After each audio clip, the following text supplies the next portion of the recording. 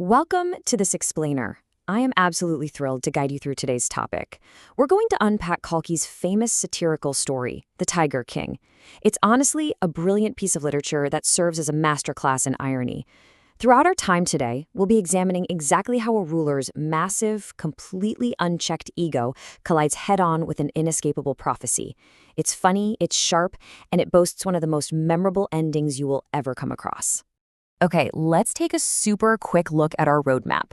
We're going to follow the Maharaja's life chronologically. So we'll start with the 10-day-old prince, move into his wild quest, navigate a massive crisis with a British officer, uncover the Diwan's fake tiger, and finally hit the irony of the toy. To wrap it all up, we'll analyze the big clash between arrogance and fate. Let's jump right into section 1, the 10-day-old prince and a miraculous prophecy. So our story kicks off in the fictional princely state of Pratibandhupuram. Upon the birth of the crown prince, the state's astrologers are naturally called in. They make a pretty bold prediction. This child will grow up to be a champion of champions, sure, but he is ultimately doomed. Why? Well, because he was born in the hour of the bull. And since the bull and the tiger are mortal enemies, the astrologers predict that the newborn prince will one day meet his end because of a tiger. But here is where the story takes a sharp, absolutely wild turn into magical realism. Instead of just crying like a normal baby, this 10-day-old infant miraculously speaks. He literally squeaks out, "O wise prophets, it was I who spoke." He actually demands to know the exact manner of his death. And when they tell him it'll be a tiger, the infant doesn't cry. Nope. Instead, he issues this chilling little warning, "Let tigers beware." Moving right along to section 2. The Tiger King's quest and his escalating madness.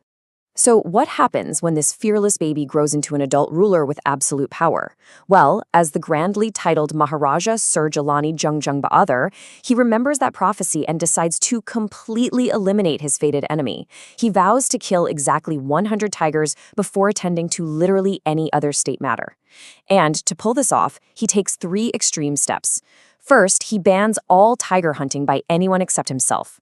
Second, to enforce this, he proclaims that if anyone even flings a stone at a tiger, all their wealth and property will be confiscated on the spot.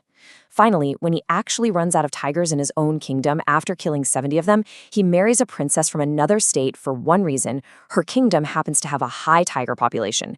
It's a total, absolute monopoly on tiger hunting. Which brings us to section 3, the British officer crisis and a very costly refusal. Now, an absolute ruler's obsession doesn't exist in a vacuum, especially not during British rule in India. The Maharaja's obsession slams into reality when a high-ranking British officer visits Pratibandhupuram and asks to hunt a tiger. The Maharaja flat-out refuses. The officer's secretary even tries to compromise, suggesting the Maharaja can do the actual killing. The officer just wants a photograph of himself holding the gun over the carcass. But the Maharaja refuses even that, terrified it would set a precedent. Because he denied a British official, he finds himself in grave danger of losing his entire kingdom, and he ends up having to spend a staggering 300,000 rupees, 3 lakh rupees, just to save it. Let's look at how he actually fixes this, because it perfectly builds Kalki's satire on corruption. To appease the British officer, the king and his Diwan order 50 incredibly expensive diamond rings from Calcutta and send the whole batch to the officer's wife, the Duraisini. They fully expected her to pick 1 or 2 and send the rest back. But what does she do? She just replies, "Thank you very much for your gifts," and keeps all 50 of them. All of them. It costs him 3 lakh rupees. This just perfectly highlights the absurd wastefulness of these absolute rulers. He literally emptied his treasury just to maintain his own ego and his ridiculous tiger hunting monopoly. All right, section 4, the Diwan's fake tiger and a desperate cover-up. Let's fast forward a bit. The Maharaja has successfully hunted 99 tigers. But that final, fated 100th tiger is just nowhere to be found. And the king is furious. His rage starts endangering his entire staff. People are losing their jobs. He's threatening to double land taxes. It's a mess. This completely terrifies his clever but very fearful Diwan. The contrast in what happens next is just hilarious. The Maharaja is hyping himself up, expecting a legendary final battle with a fierce beast of destiny. But the reality? The Diwan is so desperate to save his own job that he secretly drags a frail, incredibly old tiger from a zoo in Madras, leaves it in the forest, and basically points the king to it. When the Maharaja takes his shot, this exhausted zoo tiger literally faints from the shock of the bullet whizzing past. It's not a grand battle at all, it's completely pathetic. So the Maharaja sees the tiger fall, firmly believes he has conquered destiny, and struts off celebrating his false victory. But the aftermath really reveals the toxic environment of his kingdom. Just look at the differing motivations at play. The Maharaja is driven purely by a desire to preserve his ego. The Dawaran manipulated the whole situation just to survive the king's wrath. And the hunters?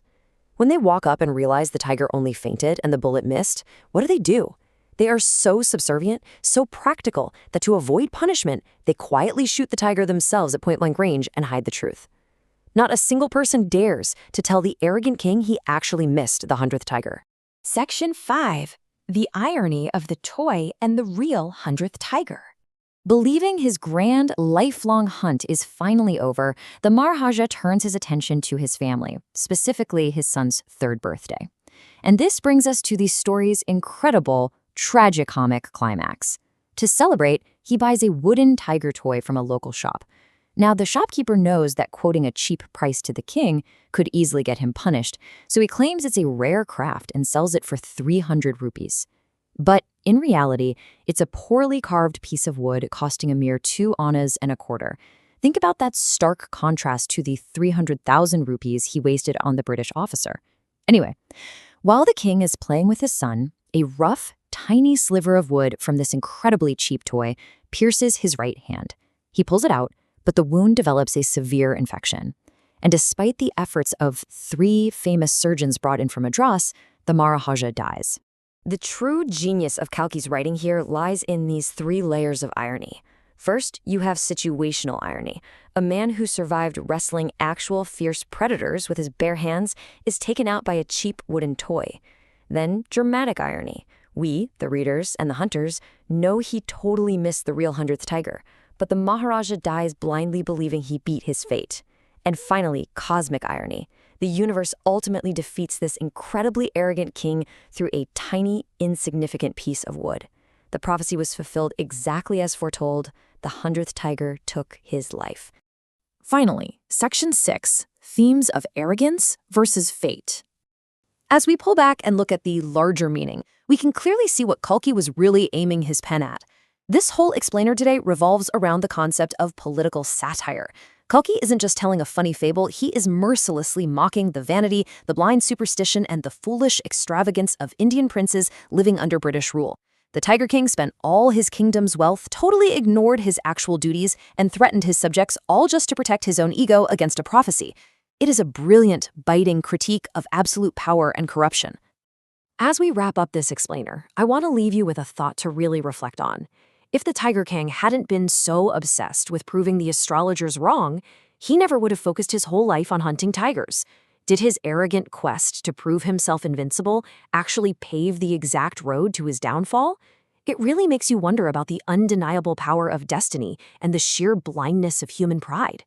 Thank you so much for joining me for this deep dive into Kalki's masterpiece, and I hope it helped you visualize the absolute brilliance of this story.